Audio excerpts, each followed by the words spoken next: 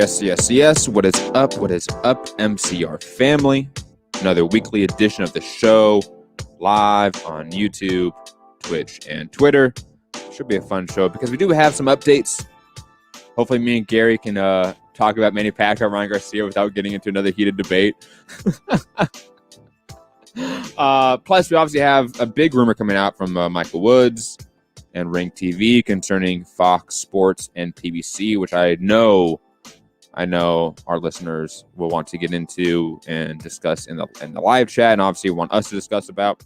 Plus, Canelo Alvarez news. What else? Earl Spence news. The Daniel Kinahan documentary on BBC came out yesterday, right? Was that yesterday? I think it was yesterday. Day before. Oh, it was the day Monday. before? Yeah. It was Monday? My bad. That obviously had the boxing world talking, specifically in the UK market, of course. Going to dive into that one. Fletcher Shields calling out Katie Taylor at 147. I mean, a lot to get into on today's show, surprisingly. Plus, like, some fights happen on Saturday. We really don't need to talk about them, to be quite honest. And there are no fights this week. All the fights are coming up the following week. Yeah. And like a really solid fucking week next week. So just have to hang out here, I guess. But I'm joined, as usual on this show, by the one and only Gary in Dallas. Gary. I'm good. It's good to be back. I was stuck in New York for the last 5-6 days. And then I got snowed in. I couldn't get home, but it's good to be back. It's 72 degrees and sunny outside. So that's good. It's a bummer about PBC. I mean, I wonder if it would have gone differently if this hadn't intersected with a pandemic, right? Like if those two things. Like, I don't want to get ahead of ourselves, but like, you're writing the obit for PBC on Fox now already? Are we not doing that? Is that putting the cart in front of the horse? Absolutely. But we'll get into it. I read it. I mean, maybe I just read it with preconceived notions going into the article, but I thought it was they can't kill this thing quick enough. Like they're trying to pull it off life support kind of thing. But I mean, maybe that's just my own preconceived notion reading it. And Texas House Bill 1359 vote to approve. That's the bill for secession. That has to get approved, and then we the people can vote for secession. So it's a two-step process. It has to pass in the House, and then it has to the people. Wrong show, Gary. Wrong show. It's okay. It's okay. But there are Texas listeners out there, and reach out to your representative and tell them to approve 1359. No comment on bourgeois infighting. Moving on to actual boxing, because we do have a lot of boxing to get to, even though not a lot of fights happen, and I really don't want to break down the fights right now because they were not good. Not only that, they just weren't that relevant. Like, even though Caleb Plant is a relevant fighter, everything else in the card wasn't extremely relevant. There's some good, Michael Plitkoff, I think, had a good performance, we can get into. But, like, again, I don't really want to start with that. So let's get into what you alluded to, which is the PBC and Fox rumor from Michael Woods and Ring TV that this deal may come to an end soon. They're currently in their third year on a 4-year deal. Yeah, they started the deal at the end of, so they're like 2 years and a few months in. Yeah. So it's in their third year. Third year out of a 4-year deal. And the gist of this, I mean, I don't know if we need to dive into the article per se, because I mean, it's just him saying that he's heard from a few whispers in the community and from a higher up exec that's not affiliated with Fox or PBC, which I'm assuming is Bob Arum, telling him that Fox wants to end the deal with PBC. Now, he also obviously contacted Tim Smith with PBC and Fox Sports, and I forget the person who contacted him back with Fox Sports, but they refuted this. Tim Smith did it in more hilarious fashion, calling the source high, and the Fox PR person basically alluded to the fact that they just did really good numbers on Fox this Saturday, they're not looking to do this right now. Gary, I'm of the mindset that this is just chatter from rival conglomerates. That's why I mentioned Bob Arum. And, Michael Woods and Bob Arum have a very good relationship too. And that we've seen numerous times where Eddie Hearn or Bob Arum, Oscar De La Hoya, name anyone that have come out and bashed PBC, talked about stuff is going to fail, Showtime's going to fail, all these things are going to fail. And it hasn't happened yet. And this kind of seems like that in my mind. Again, along with the fact that they just did really good numbers on that card that really wasn't a good card in terms of actual substance, but it did a peak of over 2 million viewers. It's the best viewership they did since 2019. Maybe you have other thoughts here, but I just don't see this as really realistic or legitimate news. I saw the number. 2 million is good compared to the other cards. Agreed.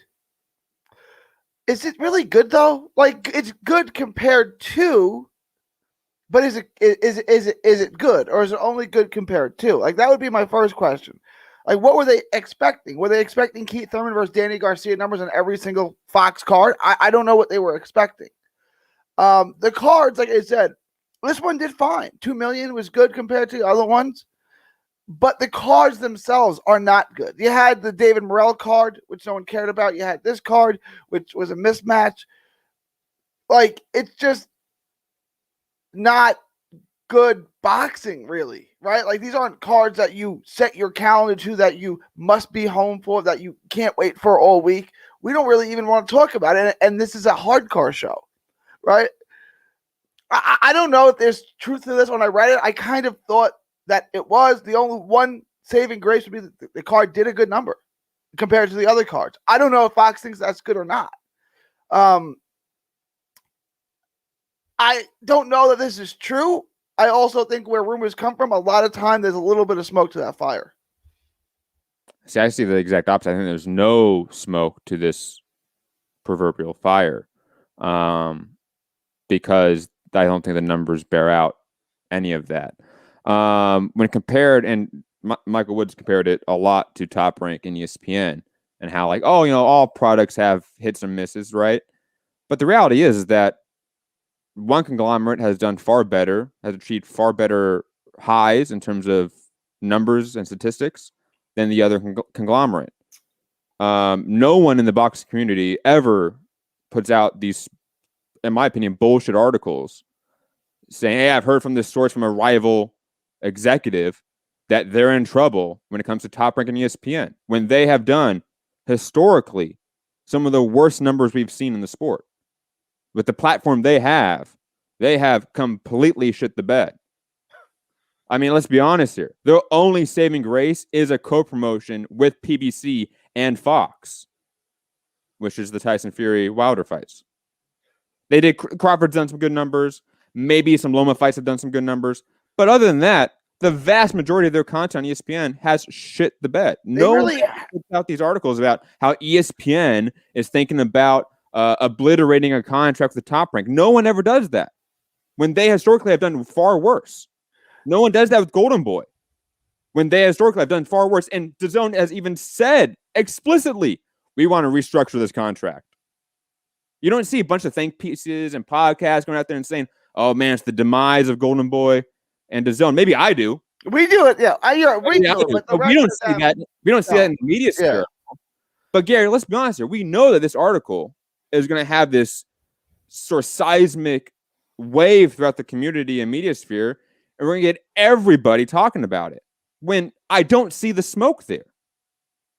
But Gary, I mean, maybe you have other thoughts about why there's smoke there. I mean, you're right.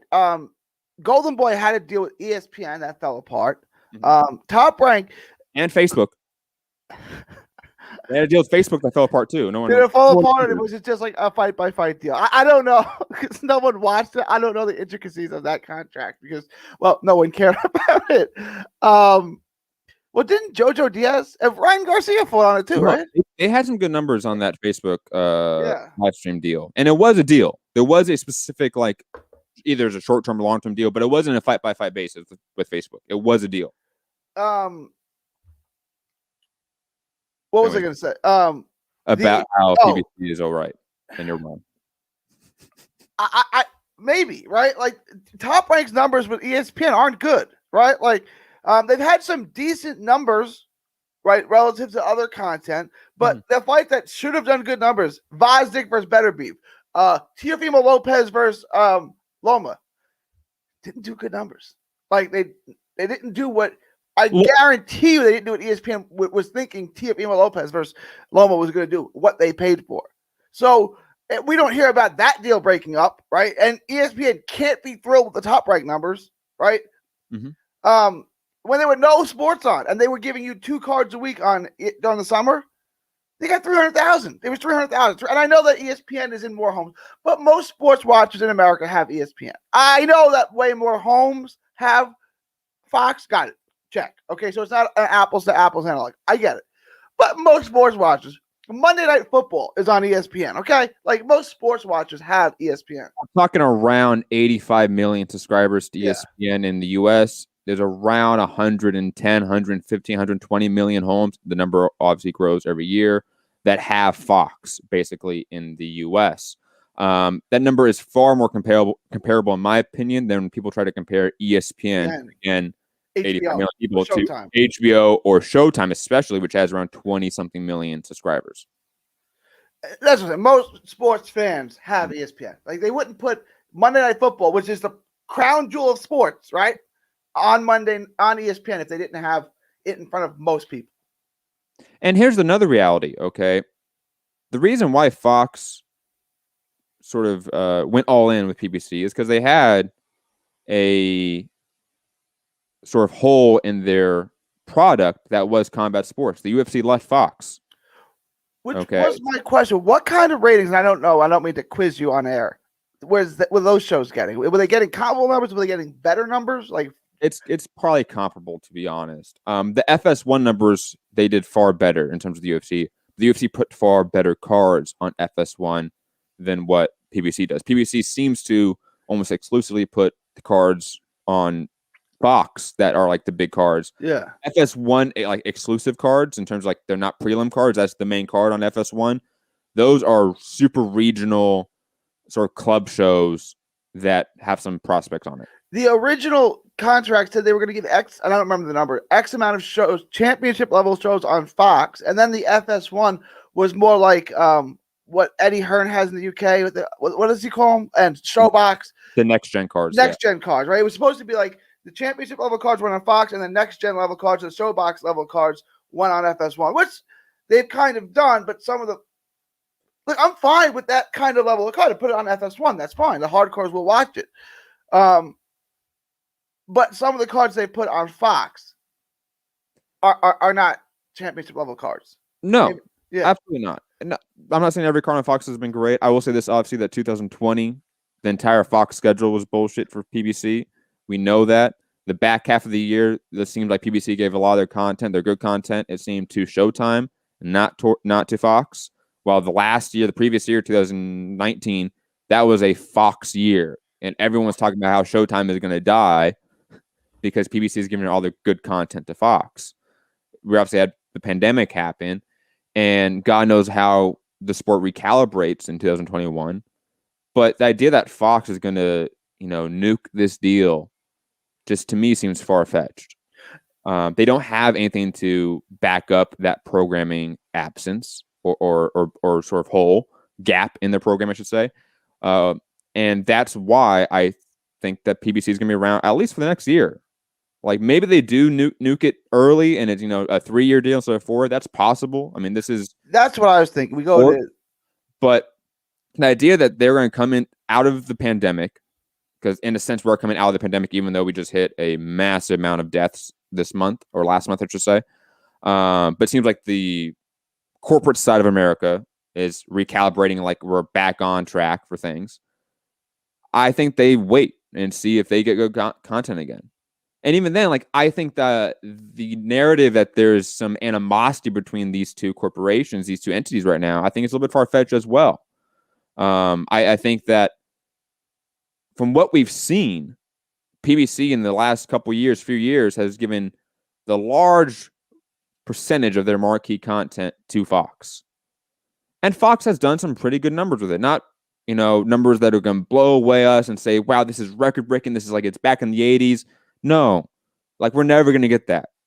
Like I think people need to stop acting like that this big influx of money was going to make like boxing back in the 80s again. It was never going to do that. It was just impossible for that to happen.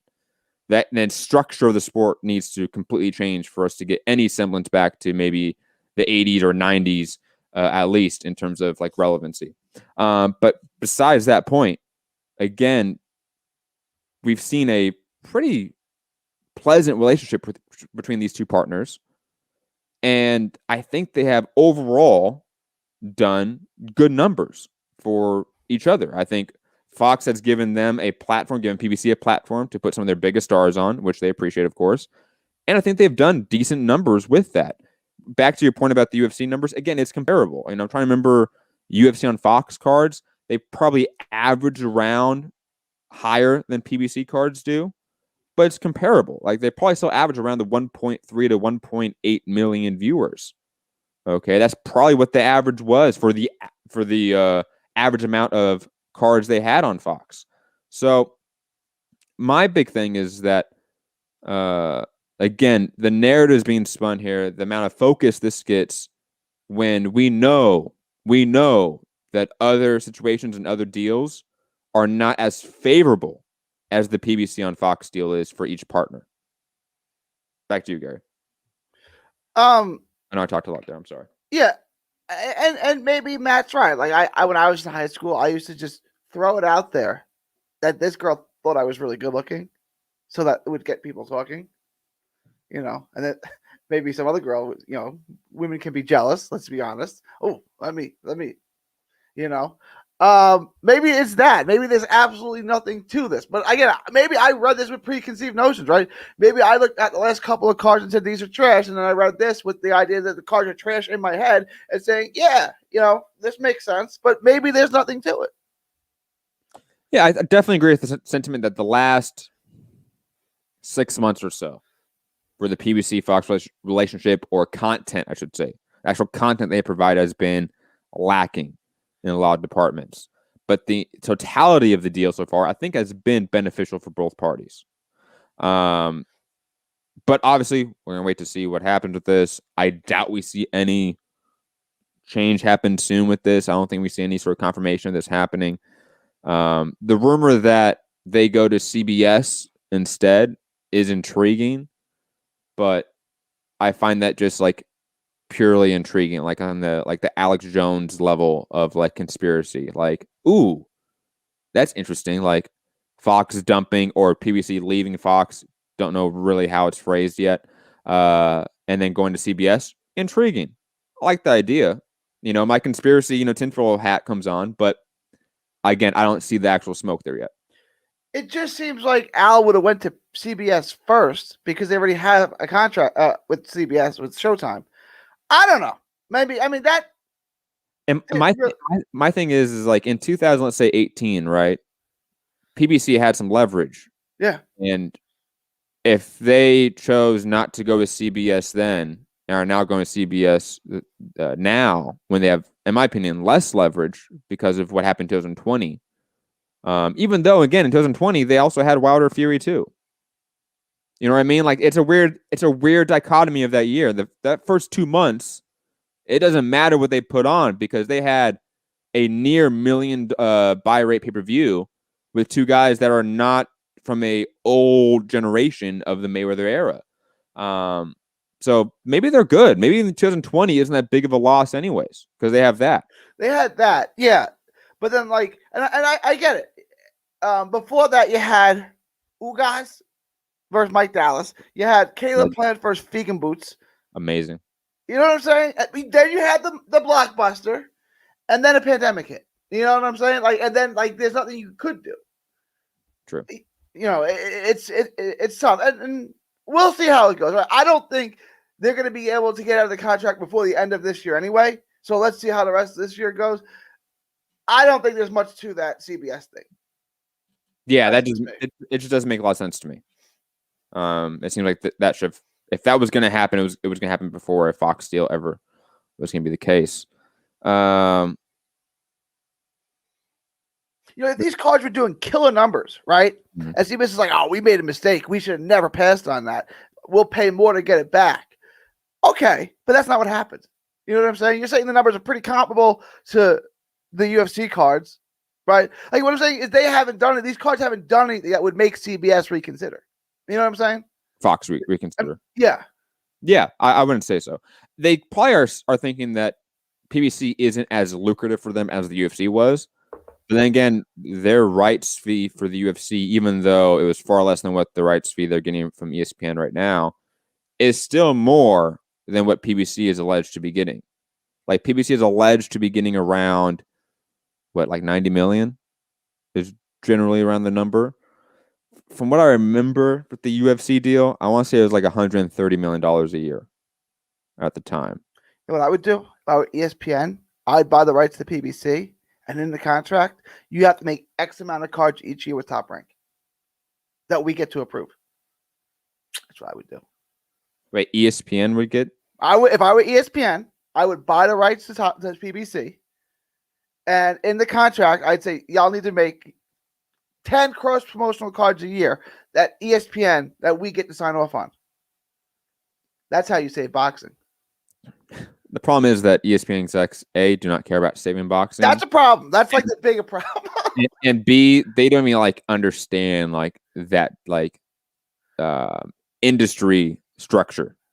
You know what I mean? Like I think if you like sat down with the board of execs at ESPN, which is I don't know if like it's a separate board of execs than ABC and Disney, I'm assuming so. They like, and you ask them to like describe the structure of boxing, like as an industry. How many of them do you think, like percentage wise, would get it close enough? Not perfect, but close enough. What, 10%? Like there's like maybe one guy there. Do you think it's 10%? I mean, I'm hoping there's a guy in a room who gets it. In my mind, there's 10 guys, so 10%. 10 guys in the room? Okay. One guy. Yeah, one guy. That's probably what I'm thinking, right?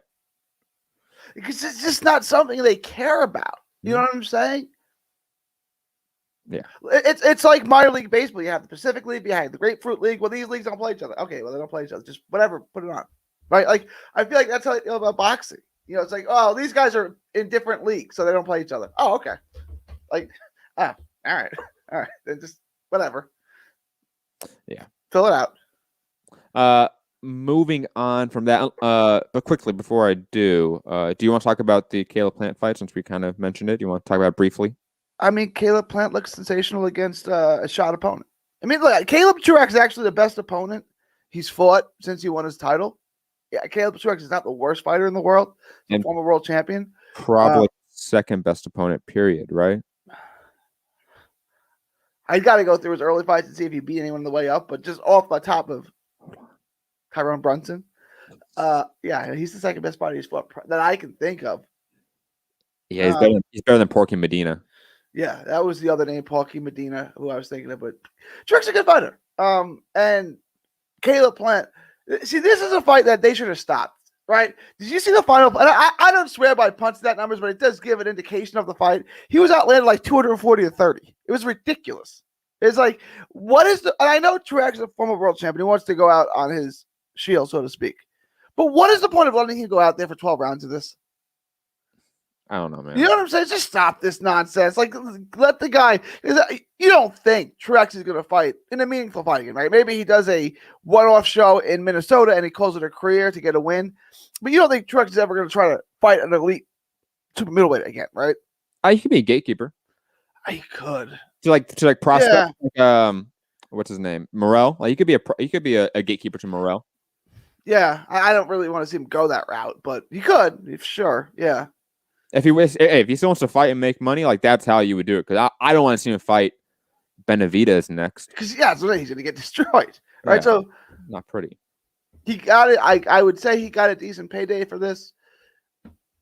I would say walk away if you can. Like, if you need the money and you need to be a gatekeeper, then you got to do what you got to do. But you know, It was not a good performance by Truax.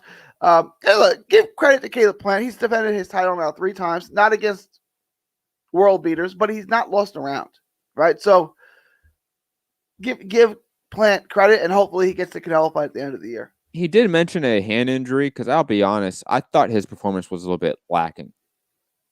And then he talked about it. I was not. I'll be honest, this was probably one of the worst performances of his career. Really?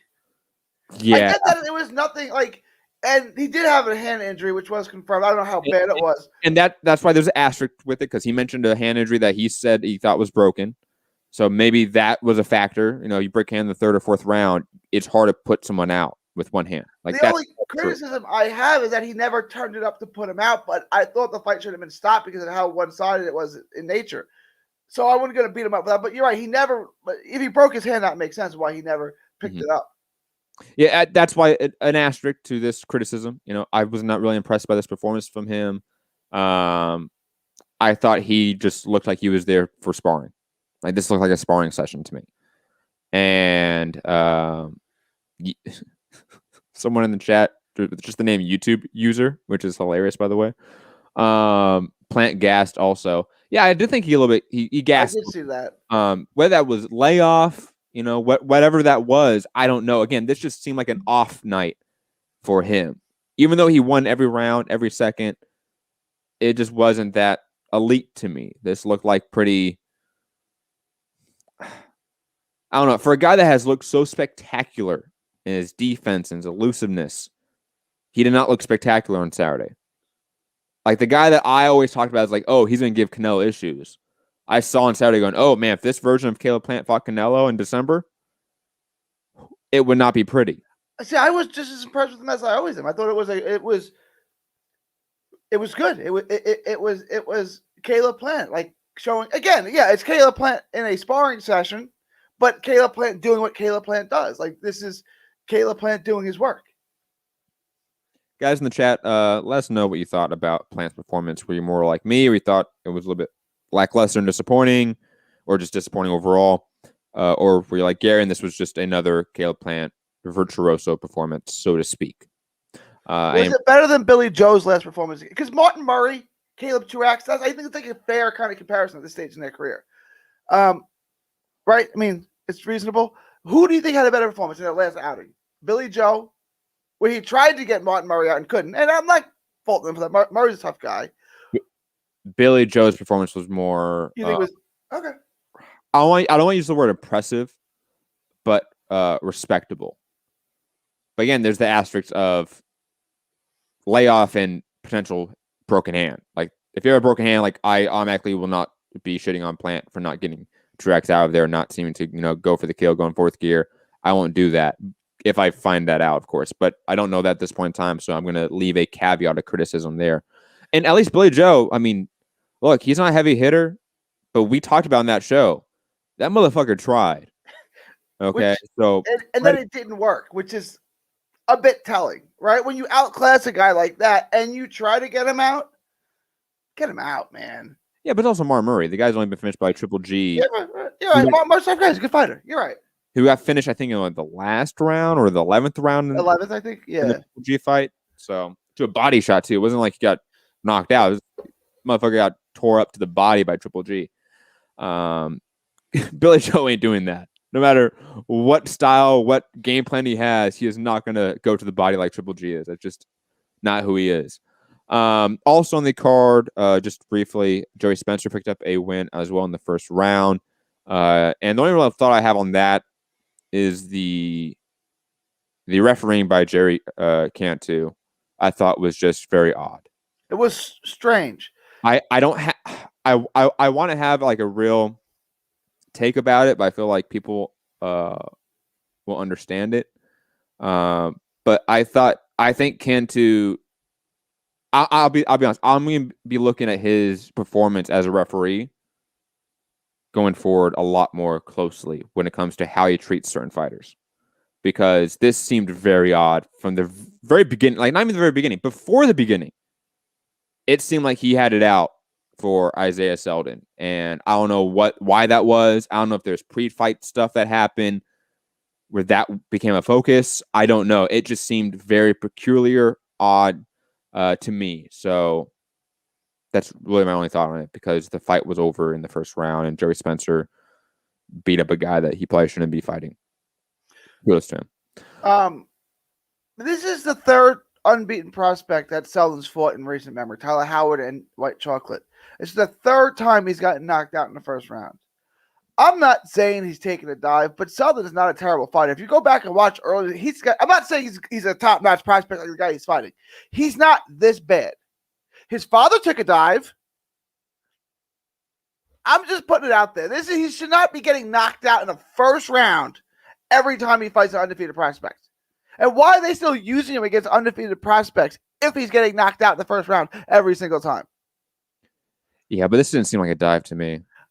I'm not saying it was a dive. I'm just saying like something looks weird here. His father took a dive. He's been knocked out 3 times in the first round by the 3 prospects he's fought. And this guy's not terrible. Like when Tyler Howard knocked him out in the first round, I said, wow, that's a good performance. When Nikita Bobby, I said, okay. And they get knocked out in the first round again. I don't know. Something's weird to me.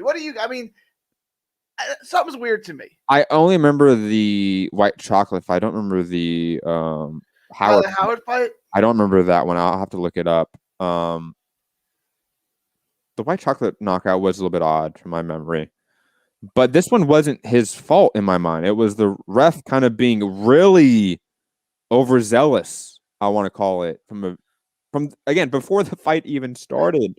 Like that was the weirdest part to me. Like they didn't even get started in the first round, and this motherfucker was like in Seldon's face, like, I don't want this to be a street fight. I'm like, dude, like what's your deal here? Like, I don't want to say any claims about Jerry Canty right now, because he's been a ref for a long time, and I can't for the life of me remember any other moments like this that were very odd, but this was just weird. That's my really only thought on it, because Joey Spencer to me is not a legit prospect. Moving on. The Tyler Howard fight was on the Hooker Salcedo card in Oklahoma City. That's if you want to. Maybe I remember it now then. Vaguely. Michael Polite Coffee picked up a win as well against Darmani Rock. I'll say this. Michael Polite Coffee does look like he's improving. Looks like he's going to be a good club level U.S. heavyweight. And that's fine. I don't see his ceiling being better than that. But to be a club level, like a good club level heavyweight in the U.S. means they're going to get on big cards. I was going to ask you that, right? Because it was a good performance. And it does look like a guy who's getting better. Better shape, too. Is that it? Do you think that's it? Do you think he could be a top 20 guy in the heavyweight division? I don't know. It's possible. Like he could reach like Dominic Brazil levels. Brazil got a world title shot, you know? Yeah, I don't mean that in like a disrespectful manner. Like if you're a top 20 guy in the world for like a period of like continuous years, that's impressive in of itself. Carlos Takam. You know, I don't know if he's ready for that type of fight yet. You know, I think he's probably a few fights away from that, but then again, he's an older fighter. So maybe you're not thinking about that. Maybe you are like wanting to expedite this process to get him towards the top 20. So maybe you do face like a Dominic Brazil or a Carlos Takam soon in the next 12 months. He should fight Frank Sanchez next. And the guy who doesn't win that, we no longer consider. I'm totally okay with that. This fight wasn't on the card. It was on this was on the main card. I think it was on the prelims on FS1. I did not see the prelims on FS1, so I have no thoughts about these fights. Francis Bartholomew picked up a win against Ali Rivera. I heard the fight was utterly boring to watch. It was. You think the Caleb Plant fight was unmotivating? Look, Rancis showed that he still has skills, right, and that he can still get to a world-class level. But it was like, can you please take this guy out? Can you please pick it up? It was like when I was watching the Harlem Eubank fight, right? And Rob got mad at me because I was getting all over Harlem Eubank for not picking it up. It was like, come on, Rancis. You're a world champion, 2-division world champion, if I'm correct, right? Get this guy out of here and do better. Like, you can still see their skills there. And he's good, but do better. Like, get rid of guys like this. That's just not him, though, man. Rancis is that very old school, like, Cuban boxer where, like, he just wants to go in there in the amateur style, then piece you up, and then, like, take his decision, win, and go home. right? Then don't fight guys this bad, or don't put this crap. If you're gonna fight guys this bad, don't put it on television. Yeah. Right? Like if he fought a good fighter and did this, fine. He's fighting a bum who doesn't belong there, who's completely outclassed, right? And it's a boxing clinic on how to win rounds. Anyways, any other thoughts on the card there, Gary? Was that the first card they televised? Or there was some prospects on that. There's some other fighters that I don't recognize. Yeah. So I'm not going to mention them because like there's a few people that are making their like professional debut. I don't know who these people are. So I'm sorry. Yeah. I'll wait till they become relevant in a sense. Before we move on, I just want to remind everyone that after this show, I'm going live on our other channel, Trending Now Network, talk all things politics and news. So 4:30 is when that's scheduled, but if we get over sooner, that show might be going on sooner. So head over there. If you want to find it, go to our homepage on YouTube on this channel, and you can see at the very, very top. You're talking about Texas House Bill 1359. I can talk about it if you want, Gary. I can mention it. If you want like my real thought about like the whole Texas secession subject, even though we've already talked about it, I can definitely talk about it on the show, Gary. I have no problem talking about how I think that's not the way to go about separating yourselves from the oppressive federal government. That's just my thought. I'm just done with this little experiment that we started. Yeah, but then you just get a smaller version of the same shit experiment. I mean, you could be right, but I'm just saying that's a pessimistic way to look at it. I'm not saying separating from the federal government is that, right? I'm saying that method in which the Texas state leadership or legislators are looking at is one that would create just a smaller situation of what you are upset with the federal government. It's just not 300 or 400 million people. It's now 30. Yeah. The assumption there is that you would do all the same things that Texas would elect John Cornyn again and things like that. I don't know that that's true. You know what I'm saying? It could, but it also could not. Who's in charge of writing the new Constitution? Sam Houston. From the grave. Sam Houston has my favorite quote. He said, "Texas can make it without America. America can never make it without Texas."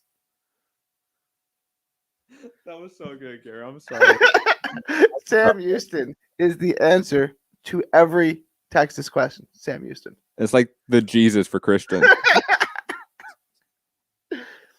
Oh man. Anyways, moving on. Yes, find that show 4:30 p.m. Pacific Standard Time on our other channel. Link on our homepage on YouTube. Moving on, Manny Pacquiao, Ryan Garcia. Let's tread this carefully, Gary, before we get heated. Ryan Garcia is saying that it's not going to be an exhibition. All is going to be on the line. Manny Pacquiao is a slight favorite as he has opened up. I mean, very slight, like only a -140 betting favorite. That is tiny to me. Garcia was +110, which means Garcia is basically even money, right? Yeah. You bet one, you win 1.1. Yeah, I'm actually shocked at these lines, to be quite honest. And I'm wondering how much they move and in what direction they move as well. And just on this note as well, I don't know if it's truly connected to this or we can even talk about in the same connection with this subject, but Ryan Garcia became the first U.S. boxer to become, or I should say, to get an endorsement deal with Gatorade. Oscar Valdez, I think, was technically the first boxer to get one, actually, but he's from Mexico, not the first U.S. boxer.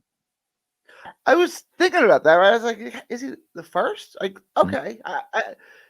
So I was going back to the 80s. I know Sugar Ray Leonard, nothing like that. Okay. No.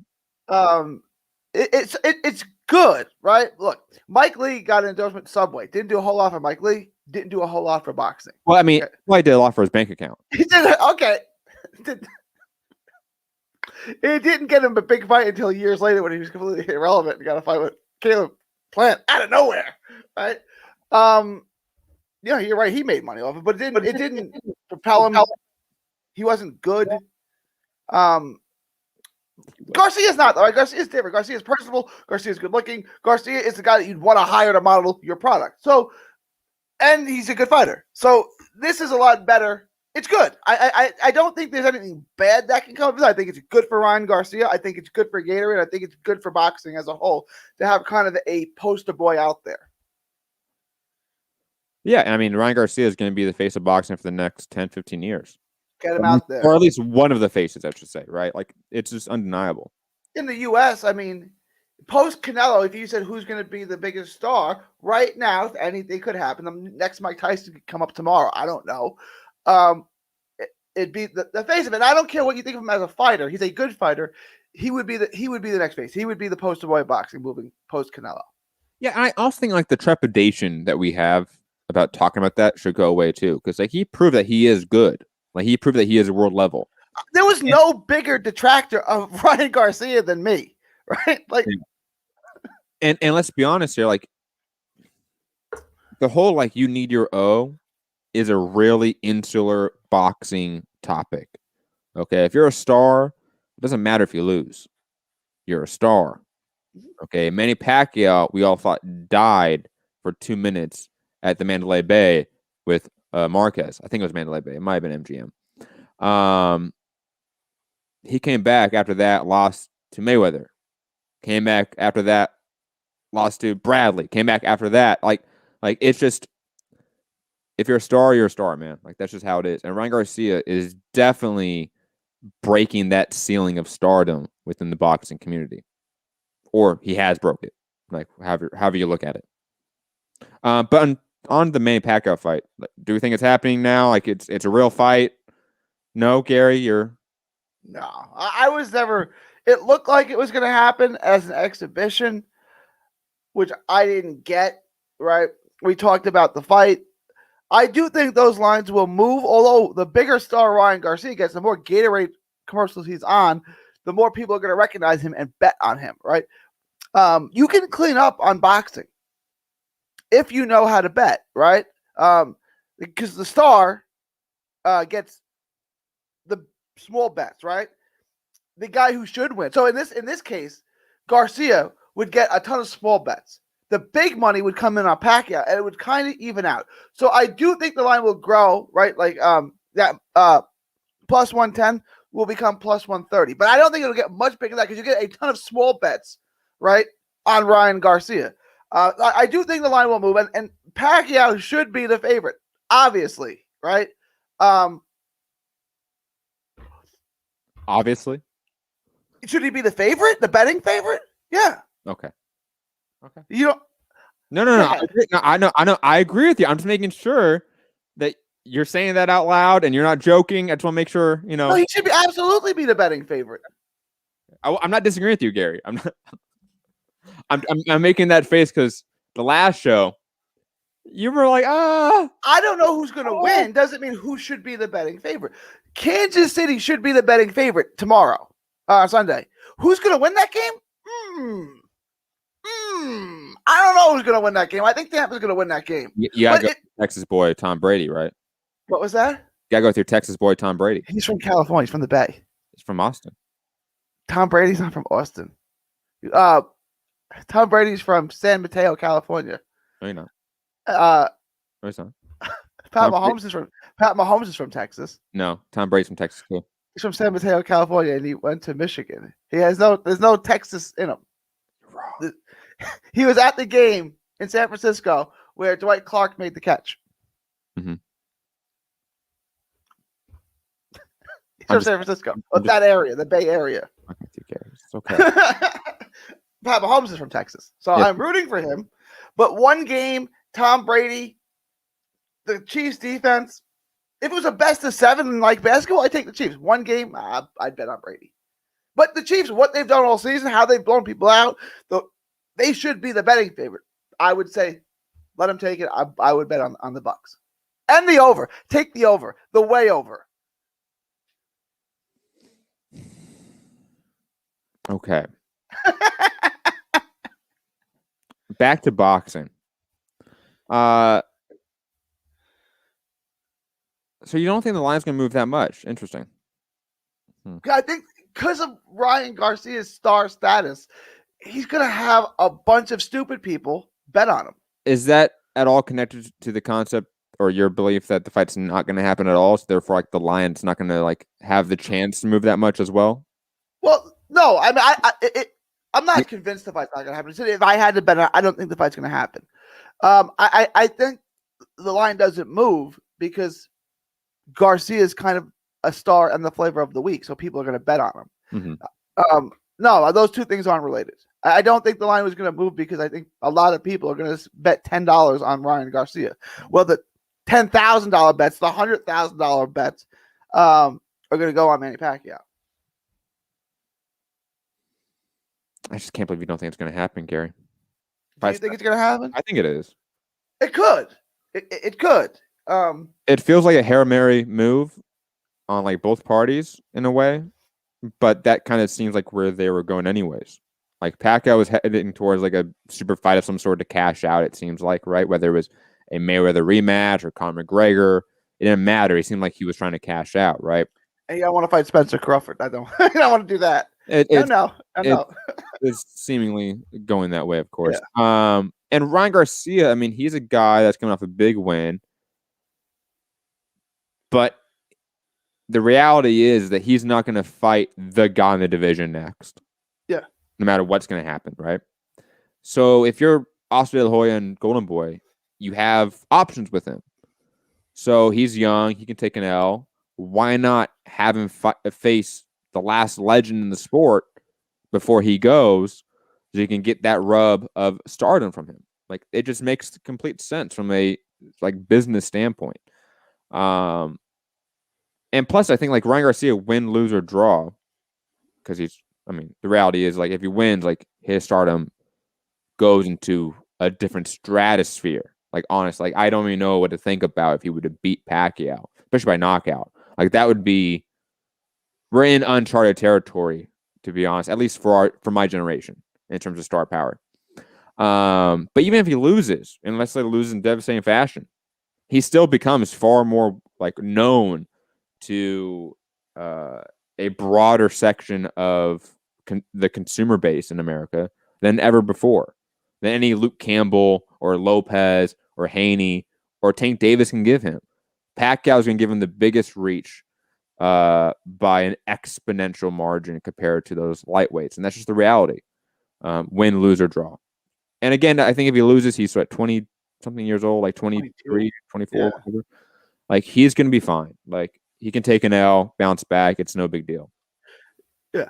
And then he can take another L to Tanahara, and then we'll have to reassess. That's never going to happen.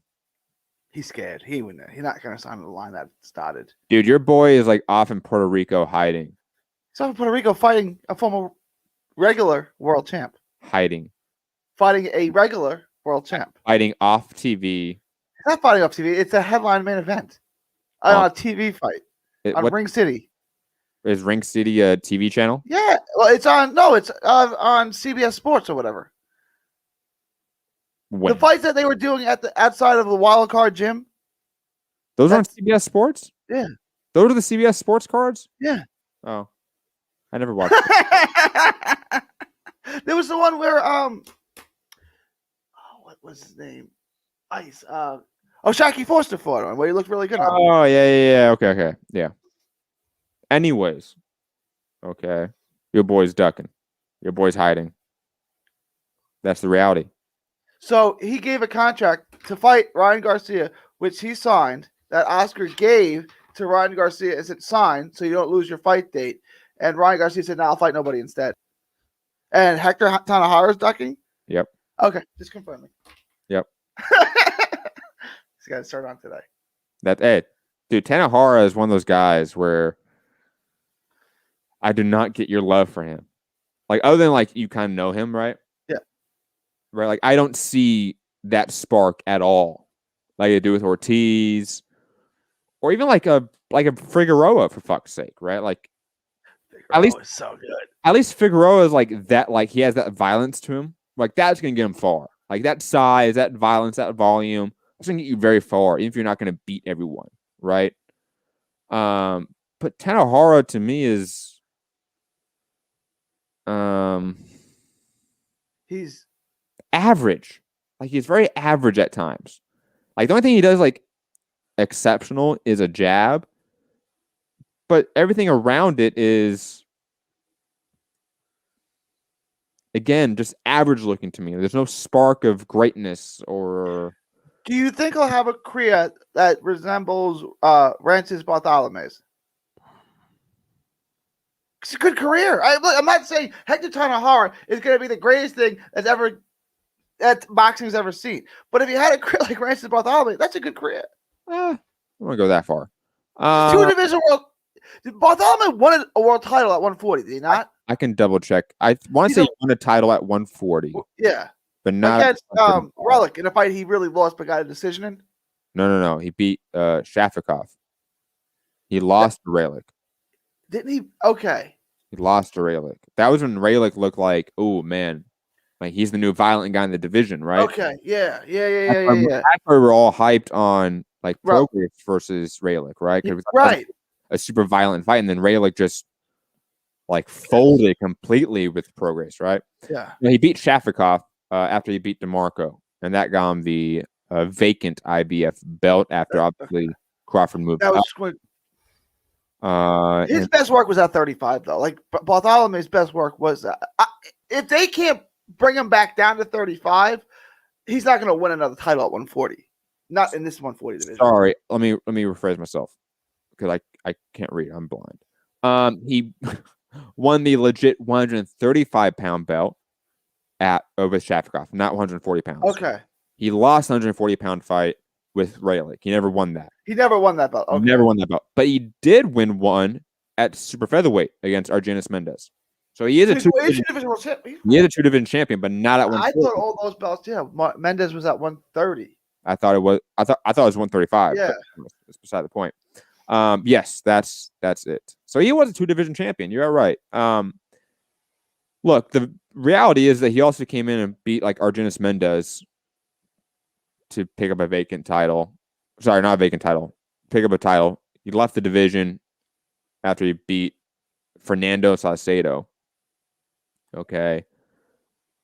And then beat a quality opponent, Denis Shafikov, right? And I want to say that all these moves coincide with Crawford moving up, right? So 135 gets sort of a vacancy because of Crawford leaving. 140 gets a vacancy because of Crawford leaving. And Bartholomew moves up into those wings and sort of feasts on the carcasses, right? Yeah. Can Tanahara do something like that at 135, 140 when these other guys move up? Absolutely. But I don't see him beating Lopez legitimately. That's the one that would be extraordinarily tough. The other guys he takes to school. Yeah, but I mean, even if you think that, like those guys don't have a belt at 130. No, I agree. Reality. I agree. Teofimo Lopez is going to be tough for anyone at 140 too. I'm not saying he beats everyone at 140, although it's going to be tough to beat at 35 or 40 by anyone, and that includes Prograis and Taylor. Maybe they could beat him, but it ain't going to be easy. But by the way, people are correcting you on the Ring City cars. They're saying it's NBC, not CBS. All right. I mean, they're saying they can find it on the Peacock app for NBC. Yes, you're right. They are correct. You can find it on the Peacock, which I don't even have. Do you have that? I do have it, and you can also have it for free, by the way. Like there's a free option for that app. I don't know if you knew that. I didn't. Now I'm into that. Okay. Doesn't have everything on there for free, and then obviously with the free option you get commercials. But I mean, you do get like a lot of content for free if you just want. Do you have cable, or do you only have 75 different streaming services? My grandma has cable that she pays for. Oh, that's right. That's right. Because like I was saying with my buddy in New York, he doesn't have cable. He's got. Are we considering like YouTube TV, like new age cable? I mean, like a cable package of like 75 channels and stuff. I guess. Is that what you have? I have YouTube TV. Yeah. Okay. All right. Then, I only use it for boxing, and only Fox cards. Because I use Showtime Anytime. Showtime Anytime. For Showtime cards. DAZN. And ESPN. But I have to have a cable subscription to watch regular ESPN cards on the ESPN app. So I do use the YouTube TV account for the ESPN app. Okay. I know, confusing, but welcome to American, television too. I have cable because I'm old, but my buddy's just as old as me, but his girl's 27 and they don't have cable. And I'm trying to figure out the TV. All right. And they only have 5,000 different streaming services. I'm like, yo, I got to watch this fight. I don't know how to do these things. You have to figure it out. Like, I was trying to watch the plant fight. It's like, put this on. I can't do this. Yeah, if I had to watch that, which I watched today just to refresh myself, I watched it on YouTube TV because it automatically records all boxing shows for me. Great. I don't mean he said to record on every channel. So old. I feel like a boomer now. Like, I don't know how to do this. I mean, you have smart TVs, right? I have a smart TV. I know how to use the apps that I have, but I don't have 10,000 apps. Like, I want to watch the NBA. He's got a streaming service for the NBA package. I have the NBA package, right? I want to watch DAZN, or I have that app. Disney Plus, I have that app. There's like 4 apps I have, but most of what I watch besides that is just what I DVR on cable, right? I never watch cable anymore. That's what I'm saying. It's a generational thing, which I've been left behind on. I've been watching. I'll be honest to tell you guys what I've been watching to totally take us off subject, and we can do that, I guess. Well, because I've been doing like a lot of research and stuff, so like I haven't had time to like watch TV because I've been reading and shit, right? But like late at night, I watch It's Always Sunny in Philadelphia to like laugh a little bit. That's still on, dude. And they just signed a 5-season deal with FXX. So that means they got their next 5 seasons in lock. It's got to be on 15 years now, right? 12, 15 years? I think they just finished their 14th season. 14th year? I remember watching when he was obsessed with Chase Utley. And like Chase Utley, that's been years and years and years. I can't believe the show's still on. Chase Utley was good. Dude, I gotta admit, the MAGA seasons are surprisingly really fucking good. Like, comedy, especially like sitcom type comedy, to me sucks in the Trump years. Like, I like none of them are good to me, except for It's Always Sunny in Philadelphia. That shit's hilarious in the Trump years. They have a whole episode on like Time's Up and Me Too. Oh my god. It is fucking hilarity, man. Which one is Time's Up? Is that the same thing with Me Too? Was that Time's Up? Like, Time's Up for I got you for rapists. Well, no, they still have their time. Unfortunately, we tried to end that, but it didn't. Yeah, you gotta erase capitalism in the state to get rid of that. And monogamous marriage. You can blame a lot of things on capitalism. Rape, though, I think that transcends. Yeah, that's more economic like systems. It does. It does absolutely. It has to do with monogamous marriage. Gary. No. It does actually. I've been in a monogamous marriage for 9 years. No, not with like your individual monogamous marriage, but the structure and the creation of monogamous marriage was a naturally oppressive creation. And we can talk about that on another show if you want. We can, because I totally don't mind talking about that. And it's rather intriguing. Okay. But I know you get a little bit religious, so I don't want to touch on this show. It's okay. We can talk about a different show. It's okay. Different show. We can do that. What were we fucking on? Ryan Garcia, I think. Yeah, and Tanahara being trash compared to all your other Texas prospects. That is true. Moving on. Speaking of Manny Pacquiao a little bit, though, since we were talking about him, he is now the emeritus champion with the WBA, and one of Gary's other boys, Udonis Ugas, has been elevated as WBA super welterweight champion. So, Gary, your thoughts on your boy, man? I like Ugas, right? Obviously, I've been his biggest fanboy, his only stan, ever. Only stan. So this is kind of like bittersweet. So Ugas will not go down as one of the best fighters to never win a world title. That being said, has he really won a world title? Who did he beat for this belt? Is this what he beat? What? AOL. Yeah. I mean, Ugas is a good fighter. He's in the wrong division to win a world title in, right? The wrong division at the wrong time, right? It's like trying to win titles in the Michael Jordan or Tom Brady era. It's like, it's going to be tough, guys. You know what I'm saying? You're not getting an easy one. I'm happy for the guy, right? Like, he's rebuilt his career. He had a bunch of losses. Amir Imam at 140. It's like, well, this guy is not. I never will be. And then he's rejuvenated his career in his mid-30s. I think he's 35 now, and he's a world champion. So you can't ever take that away from him. He is a world champion. But who did he beat for it? Like, you know what I'm saying? The reality is that obviously he's like a paper champion. That's just like the unfortunate reality when sanctioning bodies do this situation. I even think like fighting for a vacant belt is better than this. Which they should have done. Like, Pacquiao hasn't defended his title. They should give him I understand things happen. You're going to have 6 months to sign a fight. If you don't, we're taking your belt from you. I feel like this, and then Ugas will fight whoever's ranked number 1 for the super title. This is how I would have done. So he still has to beat someone who the organization at least thinks is good. Yeah, I mean, there's tons of different routes they could have done to make it more legitimate than just, hey, here's an email, you're the champion now. Who is ranked by number 1 by the WBA? I'll look it up.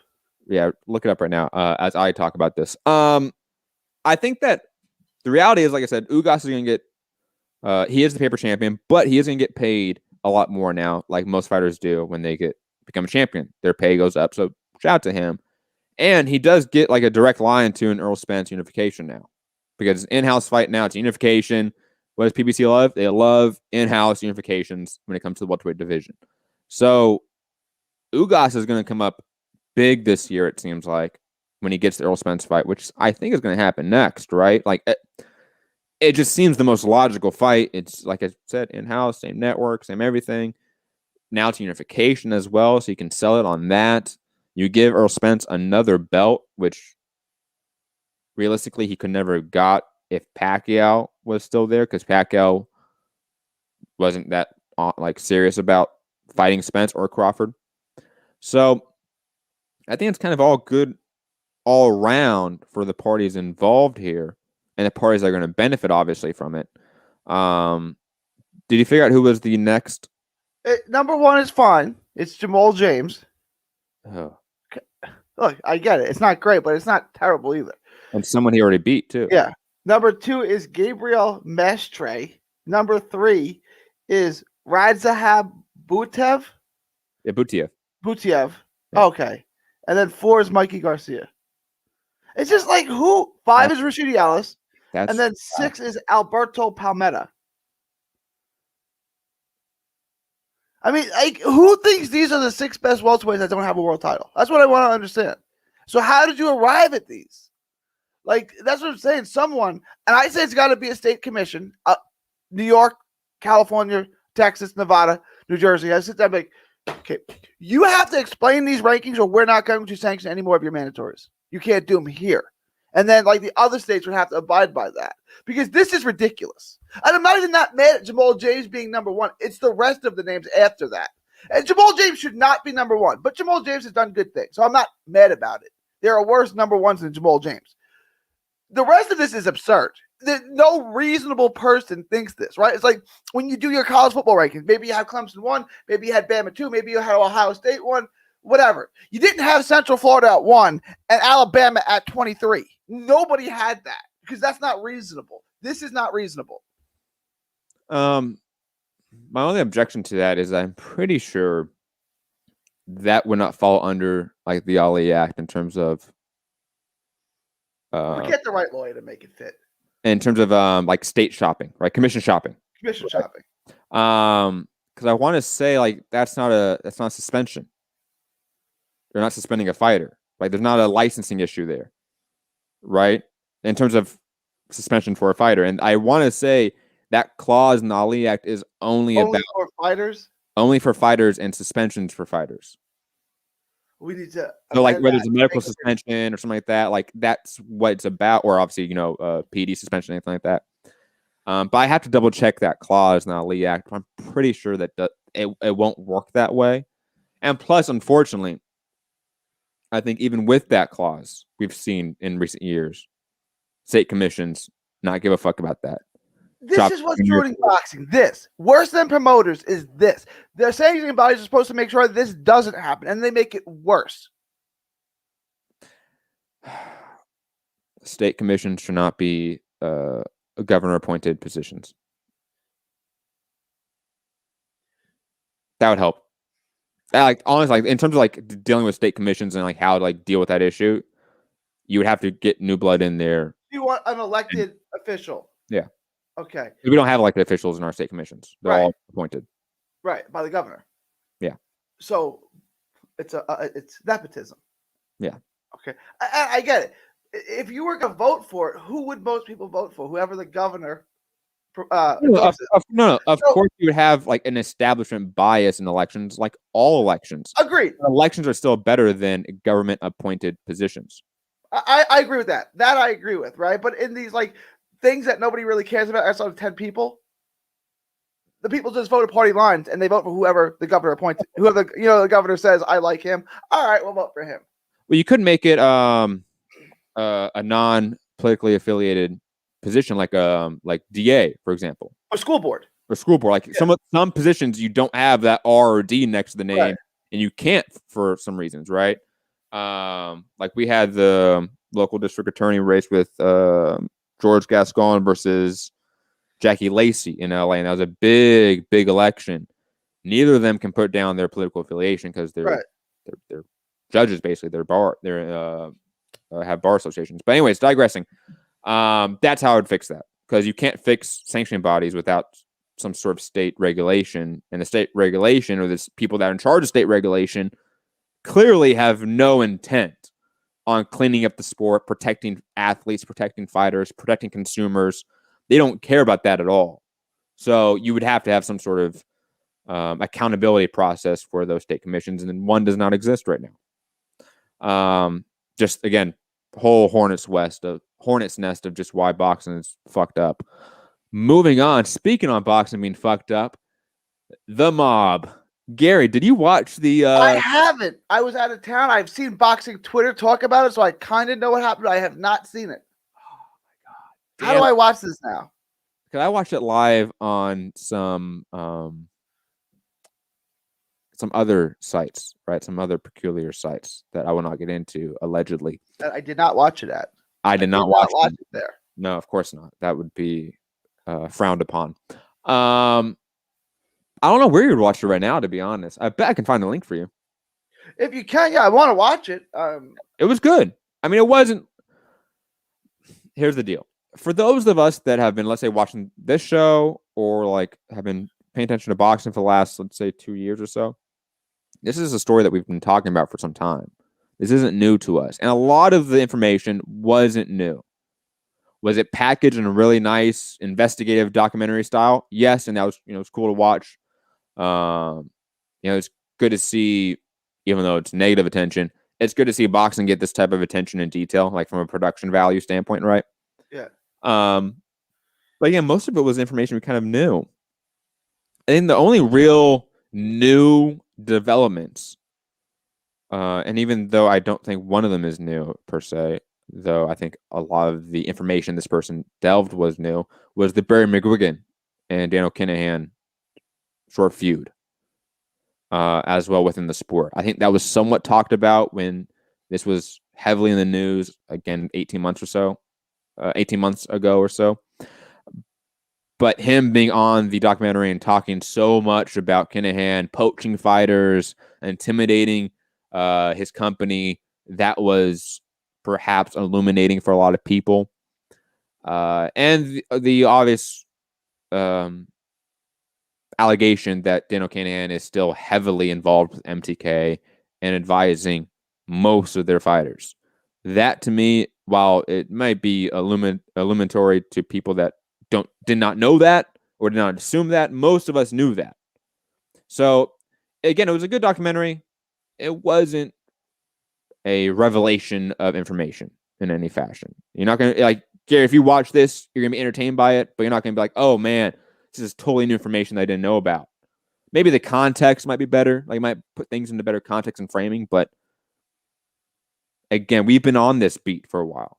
Like we were on this beat before a lot of other boxing podcasters were. Yeah. So to me, it was just entertaining more than informatory in any way. But Gary, any thoughts? I know you didn't watch it, but any thoughts? No. I just is Daniel Kinahan's dad, Mm-hmm. the Don, I guess. What do they call it in Ireland? Is it still called the Don? I don't know.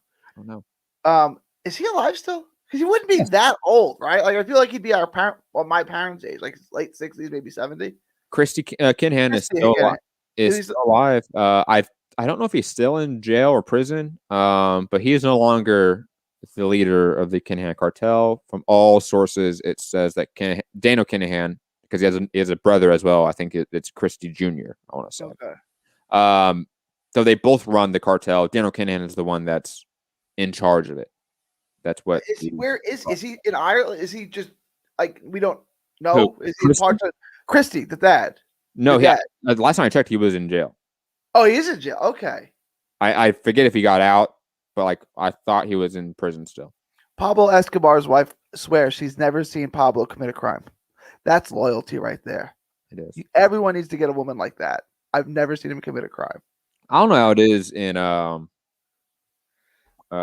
any sort of court in like South American countries, but I know in U.S. court, like you can't put a spouse on the stand against their significant other, right? There's a term for that. So I've been married for 9 years. Mm-hmm. If I did something 10 years ago, she can testify to that. Yeah, that's what it is. You only do it in the time that we've been married. So you're right, but there's like limitations on that. Damn statute of limitations. Just don't answer any questions. I don't recall. I can't be positive.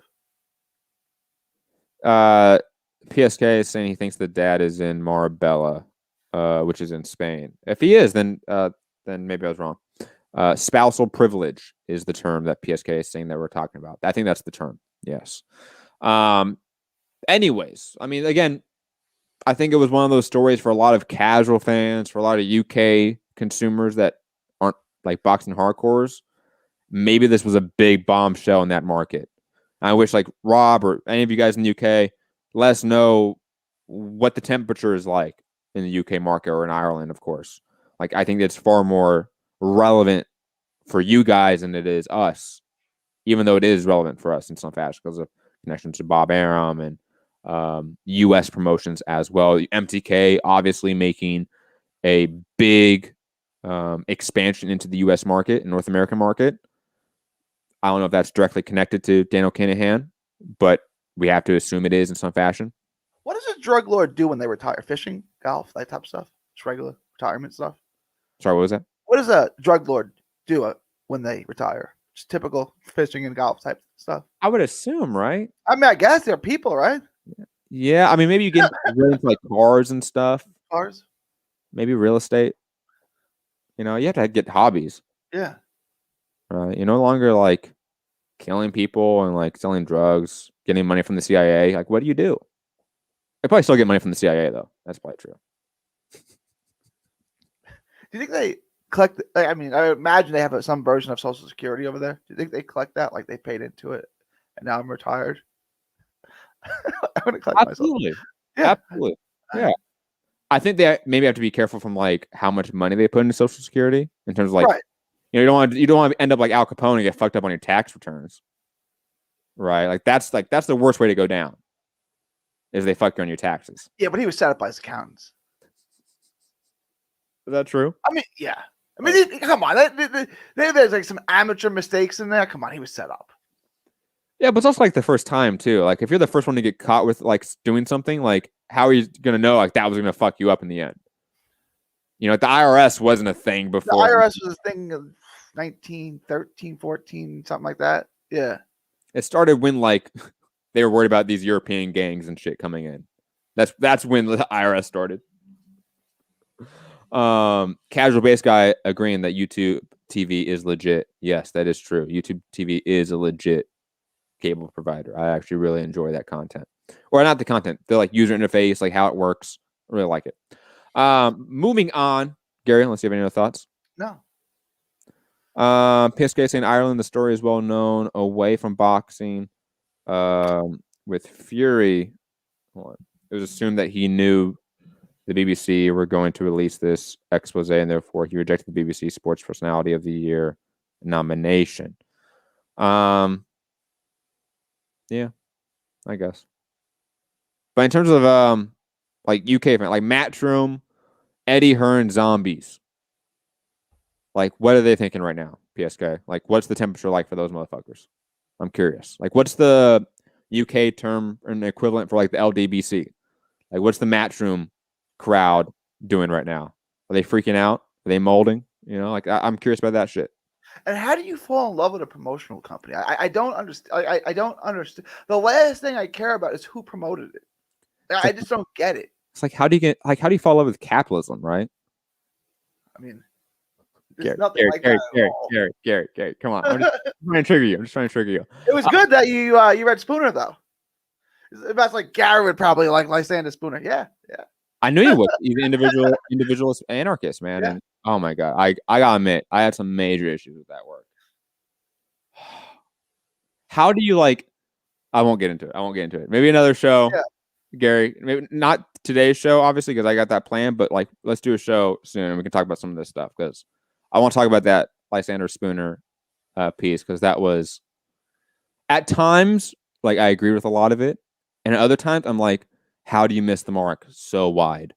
But that's how I view like a lot of individualist anarchists like yourself, Gary. Like I view that like we agree on some really base stuff, and then there's other stuff we just 180 degrees, yeah, completely miss the mark on in terms of how we view things. But I do like the base foundations of what we agree on. That's why I enjoy the conversations. I couldn't do that with like a run of the mill. Like lib or conservative, yeah, like statist, like Republican or Democrat. Like I just like no, like we're not even starting off on like some principle foundational. New York Times, USA Today, Wall Street Journal, crew. And the Post nowadays after Bezos bought them out, yeah. Goddamn. Anyways, yo, the chat. Oh, this is so good. The 92 coup with the shots at you, Gary. How do you fall in love with Tanahara?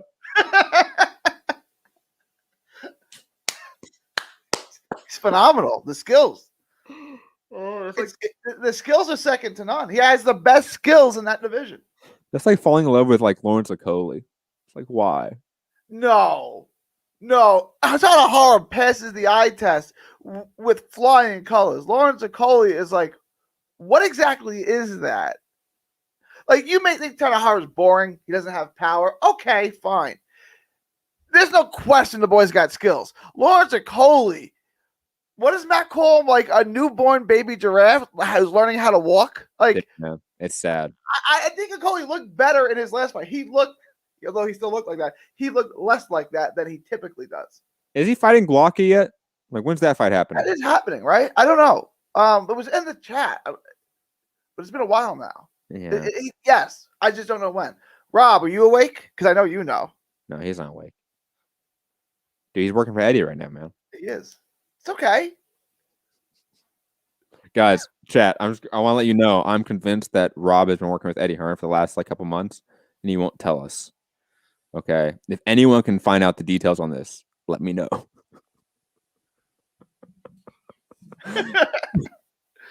I'm such a shithead. God, I love you guys. Moving on. I thought we talked about this, but I looked at the dates for the Canelo Saunders information, and it came out, the confirmation that fight came out the day after we did our last show. So I'm pretty sure we didn't talk about it. No. And also Ramirez Taylor, Jose Ramirez, Josh Taylor is also happening that same day now. So Gary, thoughts on Canelo Saunders being made, signed, sealed, delivered, it seems, even though he has a fight already before with Yildirim in February. Thoughts on the whole confidence factor, thoughts on if that's a bad business, that as well. And also Ramirez Taylor being announced and official. Ramirez Taylor is a great fight. Yeah. Well, let's get back to that. Let's talk about Canelo Sanders, because I do want to talk about Ramirez Taylor because it's a great fight. But we've been talking about it for a while now. It's going to happen. Canelo Sanders is a good fight. My only problem with this, Canelo said he had no interest in fighting Andre because Andre is boring. Fine. but then you fight Billy Joe. Billy Joe's not boring. Billy Joe's a barrel of fun.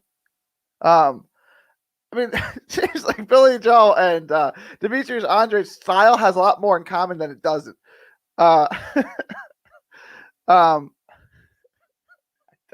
That's always been true. I should go with DAZN. Why did I go with Eddie, man? Yeah. Damn it. That was a much better joke, PSK. PSK saying Saunders, not Sanders. Yeah, Gary, when you said Canelo Sanders, I said Sanders. It definitely sounded like Colonel Sanders. And It'd be a better fight. No. No, it's a good fight. Like, it's a unification fight. Billy Joe's a good fighter. He's just not going to win this fight, right? Like, it's fine. It's good. It's a good fight. I have no problem with it, except this. I have no problem with it. It's a good fight. But is Canelo that confident that he's going to get past Yildirim? Somebody's saying that Billy Joe's going off on Twitter right now. Like, let me see what he's going off right now. Is he telling you to beat your wife or girlfriend again? No, he's telling you to buy drugs. Okay. Is he going to be in jail before this fight happens? Like, he's never gotten a big fight. Now he gets it. Is he going to self-implode? Like, is he a guy that has a fear of self-success and he destroys it before it happens? Yeah. I'm not going to repeat what's happening on Twitter here from Billy Joe Saunders. But now you got to look. This is weird. The guy's a weirdo, man. And IG too, IG story as well, apparently, because a lot of this is coming from his IG story, apparently. Hey, I don't follow Billy Joe Saunders. Now I do. My apologies. Oh, I don't know how to change my settings on Twitter, and I can't see any of these because they're all sensitive. Oh, you go to. I'll do it later.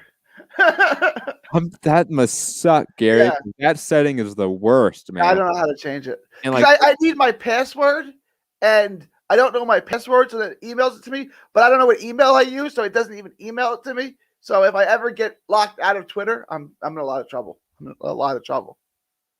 Just make a new account, Gary. You could do that. I could, but then I got to go back and do follow all the followers. Anyways, back to Billy Joe Saunders and Canelo. PSK is saying Billy Joe will look better than Callum Smith did, in his opinion. I mean, it'd be hard to look worse because Callum Smith lost every minute of the fight. Right? So, yeah. It'd be hard to look worse. Does Billy Joe go the distance? That depends if he runs. Can't see Billy. Can you see Billy? I mean, what's worse, right? Like, I think he could win rounds. That's better. I also think Billy Joe gets stopped, which is worse. I don't know. Nobody thinks Billy Joe wins, right? No one thinks Billy Joe takes this to the scorecards and we have even a fairly even fight after 12 rounds. No. No one thinks that, right? Okay. No. And to your point of like, why is it Saunders, not Andrade? Well, one, Eddie Hearn clearly doesn't prioritize Andrade in any significant way. Also, Andrade has a purse bid coming up with Liam Williams. So I think they're content with taking that mandatory, to be quite honest. And in terms of like why Canelo is not facing other guys that aren't the DAZN umbrella right now, I don't know. Like, I know that's not really your question, but I've been thinking that. I still wonder that. I still ask myself, why did you separate from Golden Boy and DAZN just to get with Matchroom and DAZN? It seems like it makes no sense. Why didn't he start his own promotional company? Like, there's a lot of questions I have for Canelo in terms of his business and matchmaking at this point in time. But Billy Joe Saunders is still like a quality opponent. Like, that's the reality, right? Like, it's still like on the list of opponents I would want for Canelo next. Maybe not the top of the list, but he's on the list somewhere. Canelo could be working on his own promotional company, and he wants to get fighters to verbally agree to it, to have something built up when it goes live.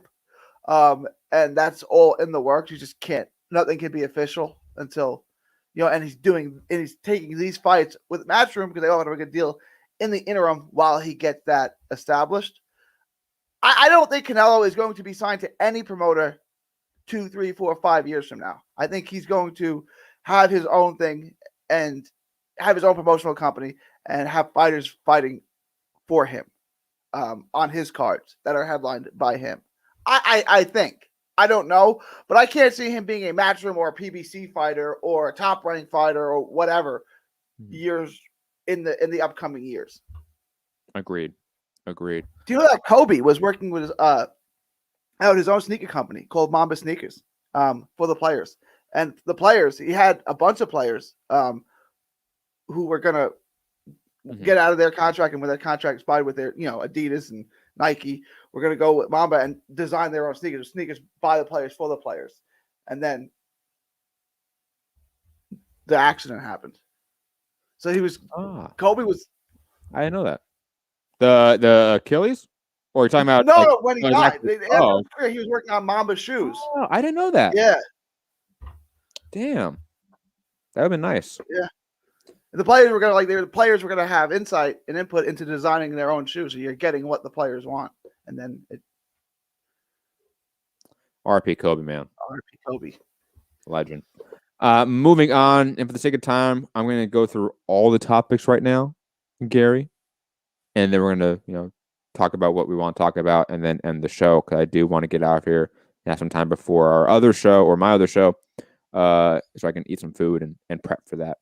Clarissa Shields would like to face Katie Taylor, Brackus, and McCaskill at 147 for the right deal. I think this is awesome to hear, and we should be talking about it more. Virgil Ortiz, Maurice Hooker is official, landing at the Dickies Arena in Fort Worth, Texas. Obviously, the home of these guys, not Dallas, right? As Gary's going to get into. Gary, hold on. I can sense it. Hold on. Adrian Broner to face undefeated Jovine Santiago in Showtime main event February 20th. Anthony Durrell to face Kyron Davies February 27th. Apokadorev Flores is on a card, but more specifically on a Dave Benavidez Ronald Ellis card. And I happen to be quite intrigued by that main event. And last piece of news, Keyshawn Davies pro debut set for the Canelo Yerdum 27th card. I know Gary had some thoughts about that in the group chat. So, Gary, what do you want to talk about first? Let's talk about the Hooker. Well, okay, Clarissa Shields is the biggest news there, right? Like if she can make 147, great. But I never really thought that was a realistic thing, like, because she said that she can't make 147 in the past. If she can, great. But until that is realistic, until she actually signs and makes 147, I mean, I feel like she can fight Brackus if she wins at 154, right? But do you think that's realistic? She can make 147? I don't know. I will say this. I think whenever she clearly got more serious about going down to 154, her physique changed a lot and she trimmed down a lot. So the idea that she can get to 147 when she was at 168 didn't seem plausible. Now it seems far more plausible. So I'm not going to write it off as it's impossible for her to get down 147. I think she has shown us that she can get down her weight quite drastically and still be in tip-top shape and be able to perform. So I don't know if that's as much of a factor. Right here, the right deal, I'm thinking money. Because that weight cut might be possible, but it's a hard weight cut. So she's probably going to want to get paid a lot for it. These are big, transcendental, legacy fights for all those involved. So I think the money is more the factor than the fear of the weight cut. The fear of the weight cut, it's only because it's a tough weight cut, and therefore I want to be compensated because of it, in my opinion. And in terms of if she can get down, she should, because those are the only fights that are transcendental for her. Like Savannah Marshall for UK hardcores is a big fight for Clarissa Shields. Savannah Marshall beat her. Only person to ever beat her. But the reality is, out of those 12 people, okay, no one cares. That's just the unfortunate reality.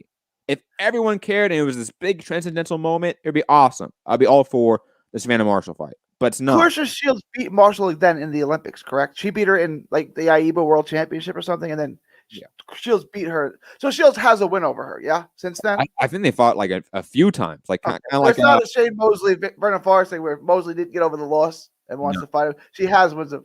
No, I think it's more like a Ron Garcia Haney situation where like they fought like 5 times. Yeah. And they have like a couple wins apiece. But anyways, yeah, I mean, again, those are the fights that make her a star, or at least have the potential to make her a star. So if you can, try. Like that's just the reality that you live in. Like unfortunately, otherwise you're hoping that this MMA venture is going to pan out, which I don't have much faith in. Just my honest opinion. Money on it. Like, I mean, you can make money, but in terms of like that being like some legacy defining career arc for you, I just don't think so. I think if she beats Katie Taylor and or Brackus and McCaskill, like she's the best women's boxer of all time. She's in pound for pound discussions, cross gender, like it doesn't matter. Like she is that person. She becomes someone that we talk about in a way that some of us do, but not all of us. If she beat those people, it would be all of us talking about Shields in that manner. That's just the reality. Now you want to talk about Ortiz and Hooker? It's the Will Rogers Center. What do they call it? The Dickies Arena. Mm-hmm. The Will Rogers Center. It's where they have the Texas the Golden Gloves. It's where they have the gun shows. I like it. It's in Fort Worth. I don't want to use the dump because it's got character. We'll say that. Mm-hmm. It's a weird venue because both fighters are from Dallas, and this is in Fort Worth, in downtown Fort Worth, where there's, I don't want to say a beef between Funky Town and Big D, but there's a little bit of a beef, right? I mean, the two players are 40 minutes away, half hour away from each other. So it's not, it's not like they're not fighting near their home, but like, why would it be in Fort Worth? Like, it would be like there were two fighters from LA and they put it in Orange County. It's like, well, why? Why don't you put it in LA? You know what I'm saying? It just seems like a weird place to put a fight. Unless my only thing is because Fort Worth is the biggest city, that and Tulsa, that are run by top to bottom, run by conservative Republicans. There may be less restrictions in getting it in Fort Worth than there are in Dallas. But other than that, if that could be it, because it's still tough to get events in certain places. It could be easier to get it into Fort Worth, but I can't think of why you would put a fight between two Dallas guys in Fort Worth. And just to add to that, it could be easier.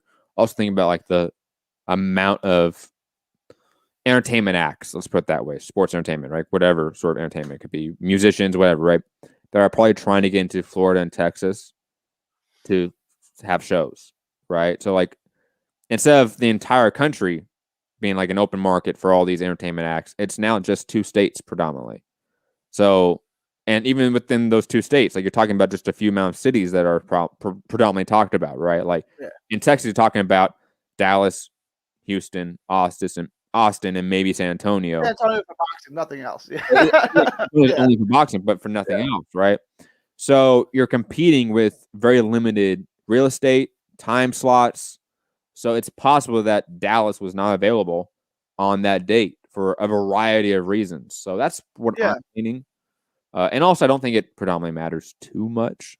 Just like the whole like Orange County thing, it would matter in terms of degrees, right? Like if you put 2 fighters that are from LA County in the Honda Center, which is in Anaheim, not that odd. A little bit odd. That's what I'm saying. Not it's like, too odd. Why put it there? But I guess there's got to be a reason. Like they had to go to Dallas first, and for whatever reason, they couldn't put it in Dallas, so they went to Fort Worth. And it's possible, like again, for the Honda Center comparison, right? Like the only 2 big venues in LA that compare to that are Staples and the Forum. So that's only 2 other venues. If those are taken that one day, and only that one day, the whole week, right? Because you're thinking about that, you're thinking about like weigh-ins, thinking about other like events that are happening on that venue for the whole week too, because it's fight week. So it's a concern. It's not a concern. It's an issue, and that's why certain venues or certain shows don't happen. I wanted to put it in the Cotton Bowl. It's outdoors, right? It's bigger, so you can space people out more, so it's safer, right? It's Texas. It's the Cotton Bowl, right? It's like it's in the middle of Dallas. It's real close to where Hooker lives. I don't know why they don't put fights there. It's Cotton Bowl. It's not used very often. It's mostly a tourist attraction, right? Like I don't know why they don't use the Cotton Bowl. I'm assuming it's like 20,000 plus. The Cotton Bowl? Yeah. Oh, it's a football stadium. I think it's 60, 70,000. Then that's probably why. Like, I mean, first off, it's Hooker. But even though they're from the area, like they're still like hardcore boxing fighters. Like they're not like. Well, Ortiz is a bigger draw in Dallas than Hooker is. Like I love Hooker.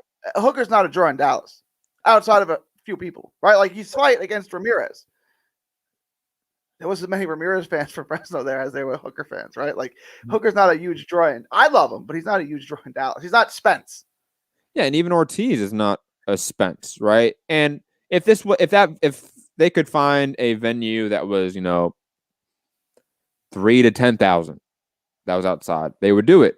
But boxing promoters do not like doing stadium shows. They do not like doing that unless they have someone that can do a stadium show, a Canelo, a Pacquiao, someone that they can have some faith in. I mean, in San Antonio, the Alamo Dome holds 60,000. It was built for football. They just never got a football team. They put shows on there. I get that that's inside, and the way they block it off, it looks really good because the Spurs used to play there, and they used to block it off for 18,000, 20,000 fans. Because Red McCombs brought the Vikings and was going to bring them to San Antonio, and the NFL said no. So it's like, well, what do I do with this thing called the Vikings? Like, you got to sell it, or you keep it and not move it to Texas. So like the Alamo Dome never really had anything in it. So they put the Spurs there for a while. They have the rodeo there. So they've always blocked it off, and they do a really good job at it. I don't know if the Cotton Bowl, because it's outdoors, it's never done that. I don't know if they could block it off and still make it look presentable the same way they do with the Alamo Dome. Yeah, this is quite possible. Other topics you want to talk about, Gary, before we head out here? Keyshawn Davies. I don't know exactly what happened here. Like, I'm not getting the whole story. Look, I wanted him to fight in the Olympics. Because I think that he can win a gold medal, or he had got the best chance of American in quite some time to win a gold medal. And I want that streak to end. And I was talking to Christine Lopez, who's in the ring. Christine does a great job covering the amateurs. And I was saying, besides Keyshawn Davies, she said the group is good. It's really good. They'll be good pros, but there's probably not anyone who could win a gold. Keyshawn Davis is the one that can win the gold medal. Now, the women could all win gold medals. Like the women's group, this is that good. But I don't even know if we're going to have an Olympics in 2021. So now you're asking me, do you hold until 2022 and hope you have an Olympics then? I don't know. Then I also heard that he got kicked off the team for not showing up. Mm-hmm. I don't know. I mean, I don't know what actually happened. If he just said, I'm not going to wait another year because he is 21. He's not 19. Or like, I want to turn pro and start making money now. That's a possibility. If he wants to do that, that's great. If he got kicked off the team, which seems hard for me to believe. Why would they kick him off the team? If you don't show up, you get kicked out. I mean, Kyrie Irving didn't. Well, first off, they pay Kyrie Irving a lot of money. That's right, and they don't pay amateur boxers. Right, so why kick him off? He's not paying him. He's not costing you any money. Yeah, but he's costing you a slot. You have a limited amount of slots you can have on the team. That is a reality. That is a reality. Right. How many of them realistically have a chance to win a gold medal? But if he's not fighting the Olympics, period, it doesn't matter if he's not fighting. Win a gold medal. He's not in the Olympics. No, I get. Yeah. I just think there's an issue of pandemic. He checked out. Maybe. And that happens. I mean, look, if you're not able to fight because the entire amateur U.S. scene was shut down pretty much while the pros kept, hobbling along, then, yeah, I can see him saying, I'm out of this thing. I'm going to go do whatever I can for this year and figure it out, And obviously he did because now he's fighting in the pros on a Canelo card, a big card.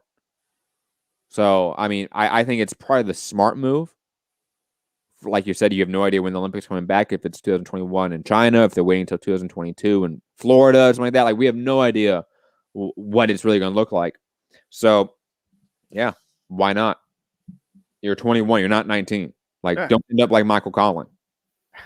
But he's better than Michael Collin, so he won't end up like Michael Collin. But even if you're better than Michael Collin, if you wait till you're 26, 27 years old to become a pro, and you've been fighting in the amateurs, it's not like you just didn't fight, right? You've been fighting that whole time, taking brain damage for no reason. Then Killing your earning potential, your career is short. You're not fighting until you're 65, right? Like, your career to make money is short. So. Absolutely, man, absolutely. So I think it was a smart move. Keyshawn Davis, good move, and also, I mean, big move too, because you're on arguably one of the biggest cards of the year. Canelo card, yeah. It's a Canelo card, even though it's Yildirim. It doesn't matter. It's a fucking Canelo card. And Matt's picking Yildirim, right? You picking Yildirim to pull the upset? Stop! Don't do that. Canelo's already looking past him. Stop! And he is looking past him. I always say don't look past your opponent, but if your opponent is Yildirim or what was the name of the guy that Fury fought? Tom Schwartz. Then you can look past. Yeah, but come on, man. Real opponent. Andre Ward and Surya Kovalev did this for 2 fights. And Andre Ward fought Paul Smith. Again, like Paul Smith, and he fought Sullivan Pereira. Not world beaters, but good fighters. Well, I would say one of them is a good fighter. Paul Smith is not a good fighter. All right. Right. I mean, he was the worst Smith brother. Yeah. It's just his name is. Even Steven Smith, like the younger one, the small one, he was at least somewhat good. His ear just like exploded. And I don't think he's ever fought since. Santiago, who was the guy that Margarito fight? I want to say it was on Friday Night Fights early in his career when he knocked his ear off his head. Like his ear like ripped off and they had to stop the fight. Oh, fuck. Sebastian Lujan. That's the only reason why I know his name. Because was that Showbox or Friday Night Fights? That was grotesque. Guys, if you don't know what I'm talking about, and you want to be grossed out, go look up Margarito versus Sebastian Lujan. Anyways, Gary, that's going to be it for today's show. We're going to head out of here, reminding you all that I will be back on in about 45 minutes on our other channel, Trending Now Network, to talk about all things politics and news. I'll be breaking down why the Biden administration has absolutely sucked so far. What else? GameStop, Wall Street, I'll break down that to the best of my ability. Amazon, Jeff Bezos, and Jeff Bezos saying that he's going to step down from CEO at the end of the year. I'm going to break down why that's just a huge cover-up to 2 massive stories that broke on the same day. And what else? Obviously, Black History Month, so I'll do a watch-along of a Kwame Ture and Angela Davis roundtable from 1973 with other Black leaders, and some of them are obviously not leftists. You have, I think the head of the National Commerce League in there. You have the head of the Black Congressional Caucus in this roundtable. It's very interesting. I hope you guys enjoy it. And what else? That's about it. History of Socialism. The next documentary episode's not coming out until at least March. And if I have to be honest, it's probably the end of March that that's coming out. If I have to bet money, because I still have. Hold on. I have this book to get through. And this book to get through. Okay. That red one, I would. You got a Cliff Notes version of that? I got to get through this, man. Like, I just have to. I'm already like 100 pages in, so like just 1,200 more to go. It's like Road to Serfdom. You read like the first couple hundreds of pages of Road to Serfdom, and like you could just get a Reader's Digest version. I'm halfway through this book, Anarcho Blackness by Marquise Bay. Really interesting from, looking at anarchism from a Black perspective. And I just read Statism and Anarchy by Mikhail Bakunin, the founder of anarcho-collectivism. Intriguing text, I'll say that. I'm not a big fan of Bakunin for non-theory-based stuff, even though some of the theory I don't agree with. His personality I don't like. So that's why it's really tough to read this material. But anyways, guys, that is it for me and sort of housekeeping by me at Matt Hunter, MCR, all social media platforms. Hit the like button, share the show, subscribe. Patreon.com/Trending Now Network and Cash App Trending Now Network if you want to support the show. Gary, final thoughts. Find me all forms of social media, 3D Boxing blog. It is February 3rd, 2021. Ivan Calderon is still not in the Boxing Hall of Fame, and that needs to change. Class of 2021. Make Texas a country again. We could do that. Reach out to your local representative if you're in Texas, or if you're not, just randomly pick one and reach out to that representative and tell them to approve Bill HB 1395. Make Texas a country again. From Texas to the world, thank you and God bless. I don't know if you saw that. I had to mute myself and I yelled at my dog to shut up because my dog was barking. And God, that dog, I swear to God, dog, you're lucky you just got a haircut and you're cute. Otherwise, I'd be very upset. Oh, yeah. Baseball player, Omar Vizquel, best defensive baseball player I ever saw, should be in the Hall of Fame. And this is the year that he can get in. Remember, at all times, people, fuck the police and free Palestine. Have a good one. Peace.